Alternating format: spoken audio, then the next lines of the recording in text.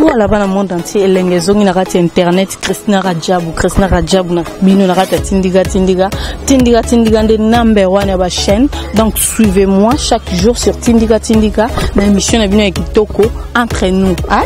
Émission entre nous, il y a Christina Radjabou, Azakoto, côté Boyebelenga, Nazay Soufunate, Nanarata Tindiga, pour Awande Maramba, solo, ratarate, hein? Tindiga de number one à la chaîne. D'abord, l'andanga chaque jour, Narata Tindiga, na émission est venue avec Toko. Émission entre nous, il y a Christina Radjabou, d'abord, Nanarata Tindiga, la chaîne, moi, pour nous informer, Bino, Tindiga, la chaîne, moi, pour nous faire une information solo, sur coopérative, sur que nous avons la source que vous avez une information, solo, sur le barabe, solo, sur le film, raté, à information. Tindiga, la chaîne, moi, pour les amis, colo, les amis, dominer, la chaîne, moi, pour les amis, la chaîne, moi, pour film, un robot, et un nani. En robot et en nani, donc toi, la Tindiga. Christina Radjabou, côté Boyebelenga, Nazay Soufunate, donc Bino, tu vas te bolinganga, balola misu na Bino, Narata Tindiga, bolandanga, Nazawana pour nous servir, Bino, Nazana pour nous passer une information, Nazana pour nous servir, Bino, toujours Moussala, bolandanga, Narata Tindiga TV, Ande World, Ande Makamwa, et ratarate, to finger, à Moussala, Moussala, tout ça, la Moussala, pour nous Bino, pour nous sepel, Sabino, partout, besoin, donc, bolandanga, Narata Tindiga. Tindiga number one ya ba chaîne.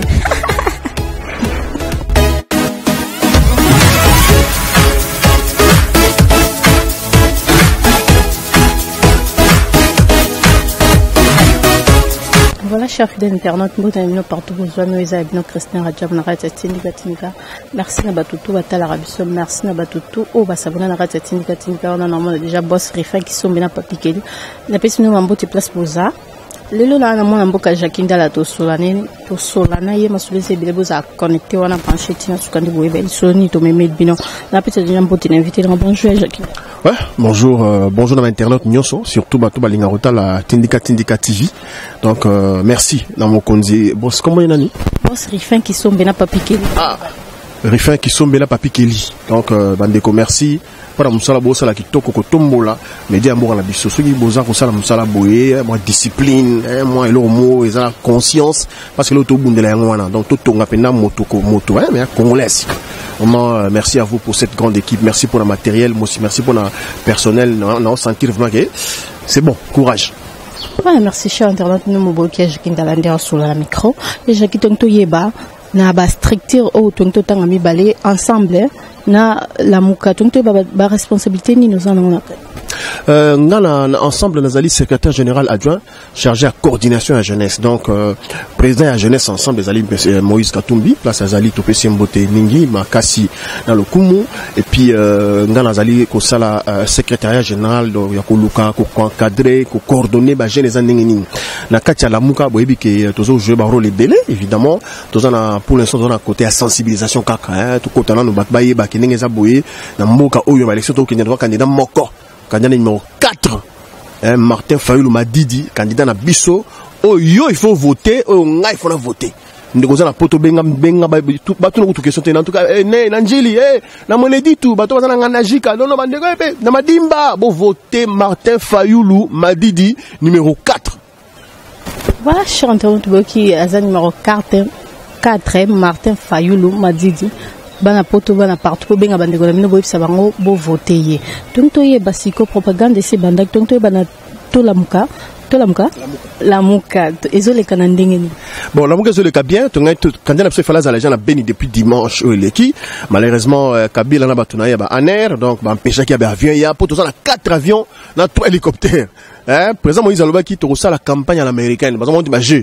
Maintenant, si au monde déjà na entrée, sur ma salle, on a un panneau à gaillard. Mais ce panneau, on peut changer, après, on y donc, déjà, président, à une étape, il a lancé campagne, il fallait lancer au dimanche, comme je disais tout à l'heure, et s'inviter pendant pouvoir en place, à voyager le lot, à comme les gens à Béni, donc, à lancer campagne à Béni. Bissot, tout le continue au salon Awa, il y a terrain, il y a terrain, il y a terrain, voilà. En pleine campagne. Voilà, bah internet nous sommes sur place parce que comprendre tout le monde par rapport à tenir na yo tout le monde même na ba panneau partout tout le monde ba ninga no ba tu va veste ba là tu vraiment va veste ba là tu lamba mo donc tu éviter ce que par rapport à tenir na tonto ye ba tenir o ezo signifier ni les o la que ça peut Merci maman. Au moni tenu oyo ezali message moins important. Ba comprendre te. Ba veste bon en tout cas ba veste na si ba do bata avec ba veste. No ba veste, ngani no ba veste. Mais ils ont un message. Tout une campagne électorale pour tout ba député nationaux. Netinga, naza candidat na Lukunga numéro 204. Alors, to monique, il faut bato bazo pouvoir tous les oya oyo. Tant to longo la kabila na bato nae. Tant to zo yala Martin Fayulu, il faut topé sa valeur na mosala. Il faut tonga Congo ya sika. Et ça reconstruction té, ils allaient construire un nouveau Congo. Et pour construire un nouveau Congo, il faut avoir une attitude, il faut avoir une tenue, il faut avoir des mesures, il faut avoir de l'engagement, de la détermination. Il y a un monito lobi biso, comme to zo ko tonga Congo ya sika. Ko pikola ba buka ko baby sa ko longola nyonso.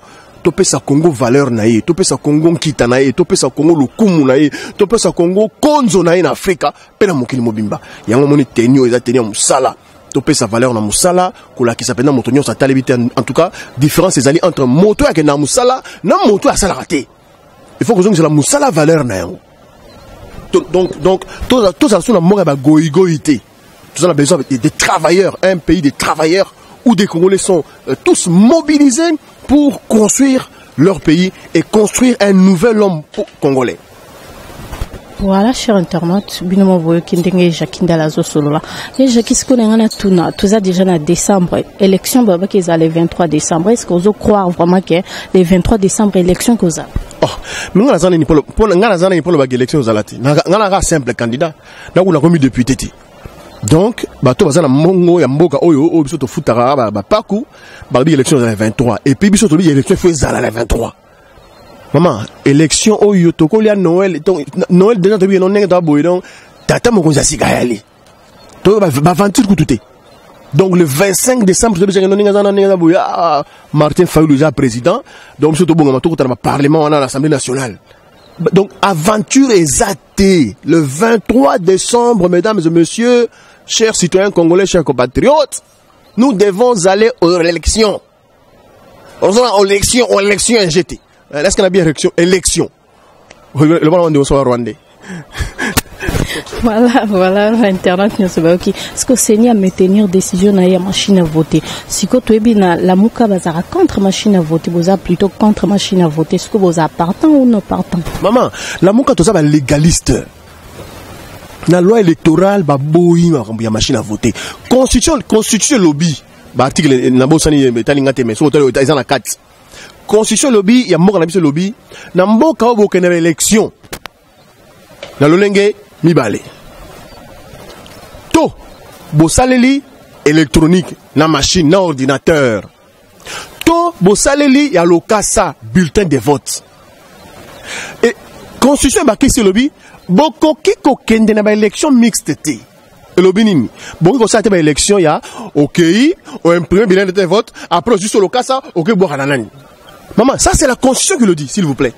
Bato basa na Google to ba Wikipédia ba ko tabata la constitution RDC entre botanga mo mingi po bo ndamoni botanga mo mingi tam so article bo pesa ngai so soit bo article bo commenter awa to ko kende na élection nous avons deux possibilités. La première, c'est vrai, vous avez l'élection, il y a bulletin de vote, c'est-à-dire montant voter librement, na bulletin de vote naie, soit aucun bulletin ya électronique. Mais et lobby dans la Bible oui mais la Bible il y a mis beaucoup en la lobby beaucoup qui kokene na élection t mixte, c'est-à-dire mais mixte te babia babé on a ni élection tous les deux modes ensemble babé hybride, voilà hybride, c'est-à-dire élection en même temps élection il y a bulletin de vote en même temps électronique et c'est ce que Nanga vient de faire le 23 décembre et biso to sala yango jamais to violer loi T, to continuer à l'ombre na katia bureau de vote. Voilà. Voilà, cher internaute, nous avons comme dingue okende. Est-ce que le candidat Mabaya a désisté pour Martin Fayulu au Lobani? Non, candidat Mabaya a ça moutou a ça dans sens. C'est un homme de droit, c'est un grand monsieur qui a regardé à gauche à droite. À Saliba analyse naé, c'est un grand homme politique, ce qui a désisté en faveur il y a Martin Fayulu parce qu'à Moni moutou au peuple, à Poni moutou au peuple, à d'autres les likana na élection yo, bah maman, bah distrait.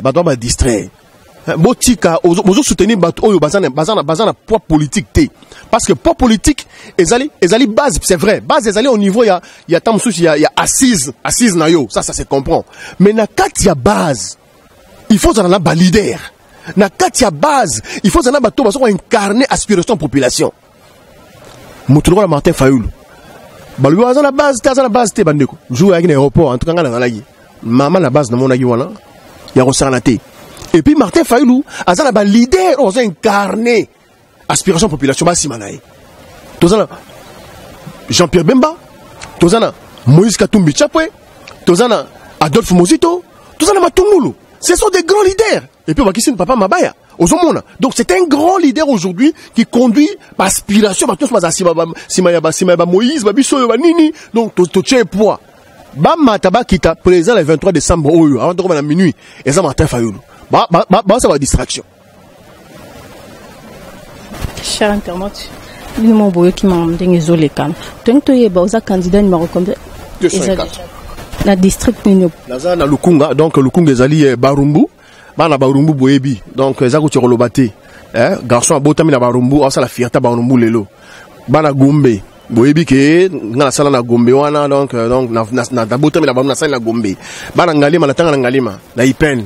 Badadingi donc boza donc on le batté bana monga fula ngai yobika na vanda na monga fula bana monga fula Kimbondo bana monga fula armée donc areba bare fulu non on a mabele na ngai donc bana rigé bana kindele base en tout cas toyebani et puis na bosanité bana lingwala bana Kinshasa bana Kintambo magasin voilà donc on a une circonscription na ngai candidat noyo 204 fierté à Lukunga. Moi na moko ka Lukunga bota a salipe combo a Congo pe tomboli pe ibani mikili mobimba yeyo. Bo pesa opportunité côté l'Assemblée nationale na pona kozongi sa valeur ya député na place na yango. Voilà cher internaute Nino Boyoka. En tant que jeune message ni que pesa na jeunesse aller. Moni na ndimi lelo na sala expressement émission na otoka pour la attitude ya musala. Donc il faut ba jeune tout côté sa esprit. Biso tout na idée moko surtout côté na parlement wana, il faut que décourager bato. Au moins ni mutu asa kandidat député national aketa kanda on est à $100,000. Pas ça dans une campagne. Papa, au père de le monde na yo. Députation tout le temps to kotango, to repère sa mot d'ordre. Ba repère sa député mon mutu kate. To yo kana biso yo soit député to ça la peine coalition à député. To voter 2 ans, ba futa bisoté. Ba prime kaka tango mususu. Et puis tu voter pe lo na biso ba député. Ozana mutuka na yo, ozana Cadillac na yo, ozana Benz na yo, ozana onetika na ndako. Ba osoma le ba bus. Au vent dans l'Angeli, bis na 6 heures et demi au centre député et député. Bis climatisé et tikio l'Assemblée nationale. Comme ça, tous à la égaux devant bis complexe zalati. Et donc on va te mêler na l'Assemblée les complexe. Moi on m'a dit na ba range à côté parfum manini, costume cravate, ba bien au somona wande papa na ngai. Avant aux parole de l'Assemblée nationale obligé, il fallait un costume cravate. Et bon, ce député, ça l'a monté. Mais député, tu as ça fait un tambour, mais ça t'a fait un wallung, kuna, bah voter, tam ça n'est qu'un moto, à Kumbara moto. À sa député, pour sa parole, il fallait faire ça. C'est une bonne, vous autres, d'ailleurs, pas corrompre, pas payer moi $1,000, moi $2,000, comme ça va veste. Non! Député, on peut ça, les députés, aucun véhicule privé d'un député et qu'au côté de la parking, il y a parlé du peuple. Bisson se tendait un bus. Tout le monde. Et pour prendre la parole devant perchoir, il faut un atténué au CP Lango. Nous allons le cas propre. Quand il y a un singleti. Jacques Isco, na comment nous allons le babouler. Le ebele pe babanda kolo banabiso boye. Ba discours ya boitan wa l'équipe a promis à qu'une assemblée en kuna. Le parlement a changé de discours. À zomona nesu na base de. Bon, ils sont solo. Question tout n'importe ngapela le banc. Ah bolubaka boya prebo va voter bino bon. Ya mo ninga na bio ça va. Tout le remis voter ngamoko. Non mi voter ngamoko. Pour na lo bateke on ndenge za na bino tete ngamo mi voter ngamo bino voter ngapé. Comme ça tout la soto ça et ça le ndenge nini. Le grand problème c'est celui-là. Quand vous êtes contre certaines choses, vous aux organismes vous en ma casse sur télé melango, vous pouvez contre un système pour la changer vision la carte. Voilà. Voilà, chez Antena, tu comment on na kosuka, tu comment on a koshité, mon message, mon mot de la fin de l'internet, bah tout besoin qui dit Orlando na katatindi. Non, merci na équipe Nayo et merci na Yomoko. N'engé bozui vraiment toute la journée. Tokutani, to solo de cette émission et na pesu yokumu na bakonzi ya média labino. Gardez ka ligne oyo. Ba question bien, moi discipline kaka. Regardez, voilà, bien, c'est bon, tu es une belle femme, donc nous allons nous tranquilles. Faut pas céder à certaines choses. C'est un conseil vraiment d'un aîné, d'un grand frère. Donc, merci là-bas internaute nyonso à travers le monde. Naza, à chaque fois que vous en avez besoin, on a tindika, Nazali. Donc au solo là, donc bête ma solo mboka, donc expliquer ma situation n'engé zaleli, parce que nga na franc parler. Na banga mutute, na tout ça à Nzambe. Voilà, c'est un peu ça. Les restes, Roulouz Kimbangu, Makila Pétangan pour l'école Oyo. Ce qui est au Tangali sous responsable Bazali. Voilà, cher internaute. Cher internaute, tout ça toujours dans la tindika. Moi, mboka chaque ndala to tout par rapport à quand Luka pour tokita qui peut kuna tokino solana base ya kuna par rapport à meeting au moins mboka Félix Tshisekedi sala kina Vital Kamerhe bakende kuna na base ko solana base ya kuna mais tout monde réaction à base ya kuna ezala qui vraiment bien te babamba ki bango mabanga. To comme kuna to solana bango babambi mabanga pamba te po bango balingi moi mboka Martin Fayulu kuna candidat na bango eza Martin Fayulu. Pour na yo rokyo lo banini ba réagir bien ou bien mabe. Tu vas réagir ma bé quand même. Bah candidat mabanga ezali ngala ko encourageant ngote. Au fait les lots biso tozali lamuka ezali côté à congolais civisme bolingo ya mboka bolingo ya ekolo bolingo ya bomoto na yo congolais. Ozomona soki lelo bandeko wana na kaluka mabanga elingo baza na base te po bango baza na base. Donc base ngo za wapikasi. C'est ça en fait la question photo mituna. Parce que sur mabanga ça dit que tam sous côté moko il y avait pas d'entente naza élément penda pour solo lango tu ngapela moi journaliste. Moi journaliste muké. Donc meyo le kinonga mais mukera mon ayebi na limite que non bat boyera bat mabanga netika non mais je pense que sur mabanga ce n'est pas bien du tout et surtout la jeunesse autour encadré batubaya boyo kabango botiki bat sisi masolo na bango so vous êtes d'accord non on aime ça congolais bakino boyi ce candidat moyen à ça le meeting n'était assis on va merci beaucoup bon on a ce que mai to bozama 3000 est-ce que kinois aux après aux bana 3000 on ne sait pas yara mon yango kino le mono na bana na yo ngana tikali so mutu ngesa na voter na im dans voter est-ce que kino après au salaire kino après au salaire ngote pour nani parce que Kabila na système à gestion ya mboka pendant 17 ans ou 18 ans au Kenelelo à gérer un peu comme ça peuple congolais mobola. C'est-à-dire nous rendre vraiment pauvres, paupériser biso. Et tout ça biso la kina on a Congo tout ça la pauvreté, tout à niveau de misère. Nous sommes des misérables. C'est-à-dire bah qu'on s'appelle namboka, c'est-à-dire gouvernement fait ça réunion n'engeza wana bango fait s'appelle ma pauvre. Chacun son journaliste. Bo diminuer salaire à journaliste. Bo diminuer salaire à policier. Bo diminuer à policier soda. Bo diminuer à professeur. Donc bah toi na base à la malheureux. Pourquoi? Pour que dans les circonstances, il y a oyo. Baibisio, baïna venir bino. Papa, beaucoup de bis, tu as un stade Tata Raphaël, moi 10 000 francs, ils allaient au ok, parce que sur 10 000 francs, l'entrevue sera même relia. Donc tout ça, ce sont des choses, oyo, gouvernement, Kabi de sali, bandé zalatililo. Ngonga belle mi tour oyo, bandé go font la mus. Boyo kabango, bangate, boyo kabango. Tout ça, son parole, tout n'a pas. Ok, merci. Yo zaina kabila abu, tu mon out. Tu on tongi dans la machine. Yo tongi dans la limate. Yo zali bourgmestre yo zala ki nani bo siko olinyo sala sunini yo zala gouverneur na tala ba fulu na sima on sala sunini papa boyo ko absolument en paix tout ça va te misous. C'est ça les discours qu'il faut changer.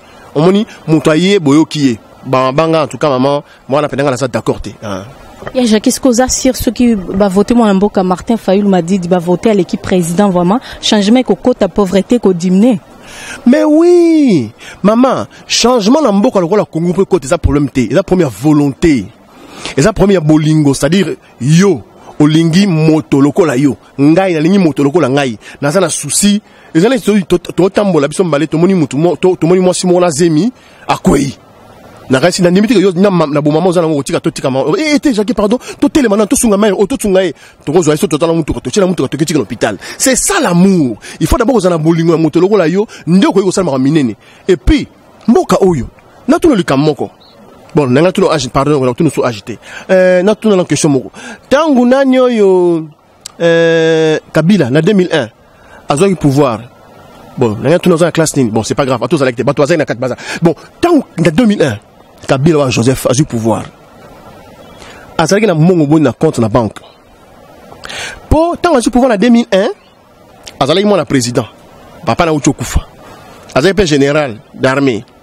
Ce que j'ai na mongo to tani tazai tana $100,000 exemple pour la banque nini to tani tazai na banque na mongo na BCDC pour banque zali ngona bon c'est quoi banda 2001 oyo zali na ajo zali na ngwana na classe zali na ngwana ti lelo commencer l'émission la TV bazo tala yo koli komi grande fille comme supposant maman na habité mais Kabila lelo akoki kozala na combien na banque mongo banda 2001 et 2018.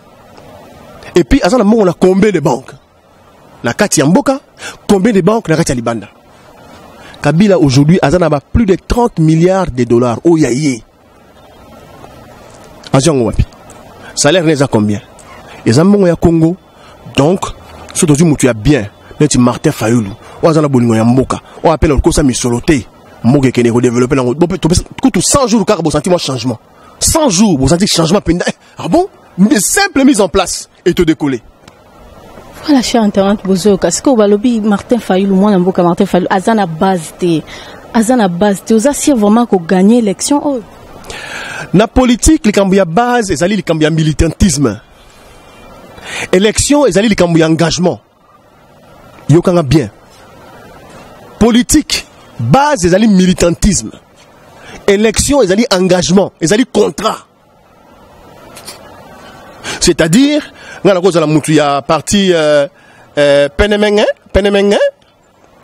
président Penemengue a appelé candidat.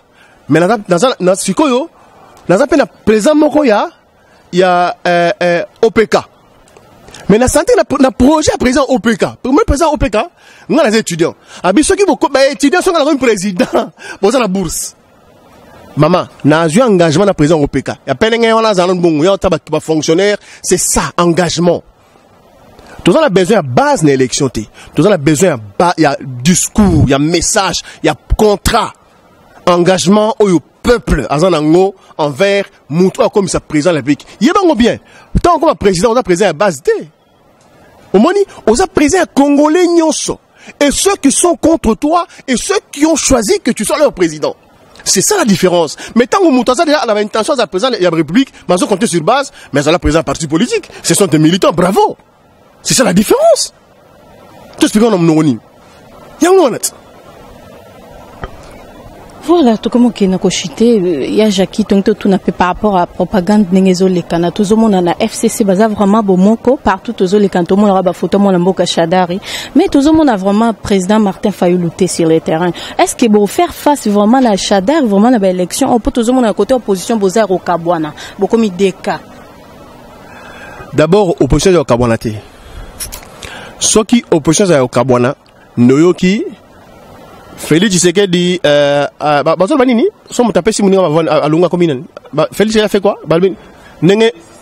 Voilà, la français. Félix Tshisekedi s'est désisté pour Chadari. To, Martin Fayoulou s'est désisté pour Chadari. On est opposition au Kabwana. Opposition au Kabwana. Tozali na moto oya nyokoli Congo. Waza na bilan oya bomi Congo oyo. Oto to kaboye vraiment. Hein? Kabila na otobengi utofe na ye Chadari. Toza na mutu oyo Kabila poni candidat na ye Chadari. Toza na mutu oyo ndeko Vital Kamerhe a poni pe candidat na ye boyebi. Toza na mutu oyo peuple asengaki ba ponela ye Martin Fayoulou. Je crois que campagne a solo yangwana. Bino boza ba journaliste, il faut expliquer bien. Chadari a été choisi par Kabila. Tshisekedi Félix a été choisi par Vital Kamerhe. Mais Fayoulou a été choisi par les délégués du peuple congolais. S'il vous plaît, là où vous êtes à Genève, ben vous tout avez, quand le candidat V. Quand nous hingons, quand nous mettons candidat tout. En tout cas, nous sommes candidat, nous sommes bozonga awate so pese so candidaté. avant Soso elle est là. Tout le monde est à mon ligne, bimi qu'on a Namboka Roma, Martin Fayoul. Donc, Bokeseni et Zali. Campagne, tout ça là, yango. Dans mon avis, c'est mon candidat Mazo, les gars, dans l'avion, Basoukit. Tout ça, 4 avions, maman. 4, na 3 hélicoptères. Bababouye, Kota, Tété, Kota, il y a campagne au Kota, Mboka la Binoti, Mboka Kimbangu. Nous tous sur la candidat dans la Béni, à qui lancer campagne à Béni. Donc, il faut que les gens arrêtent de rêver. Tout ça, la campagne à Mboka Oyo, peut moutoura ça, la campagne qu'on a besoin d'azate. Voilà, cher internaute, to comme l'impression souka moi mot de la fin pe message au pesa na bana lukunga ba électeur na yo ba voter message ezali. Bana lukunga c'est vrai to lo ba mingi. Mais to yebani. Nga lo bango na kin okoko ça jamais moi la ça jamais attendez. Les Kinois okoko ça no bango te. Okopé ça bango lo nyo so pesa. Mais en tout cas, bana lemba, bana njili, bana changu, bana lukunga, baby nani azamwa na lukunga. Et puis, bozo voter, mais c'était peut-être député à lukunga. Faut être à solo. Tous la représentant na bino à lukunga, mais tous député national. Papa, maman, nani a la compétence, il y a que défendre toute la nation à l'Assemblée nationale.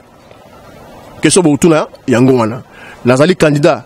Numéro 204, bon voter ngai, beaucoup moins que tout le monde c'est la député Valère Nayango, tout le monde c'est la policier Valère Amoussala Naye, tout le monde c'est la soldat Yamboka Valère Amoussala Naye, tout le monde c'est la médecin, magistrat, enseignant, fonctionnaire, avocat, mutu nyonso akoyoka pena solo tenga na salaka, oyo pe salaka te, à comprendre que en tout cas franchement nga la salle ratée.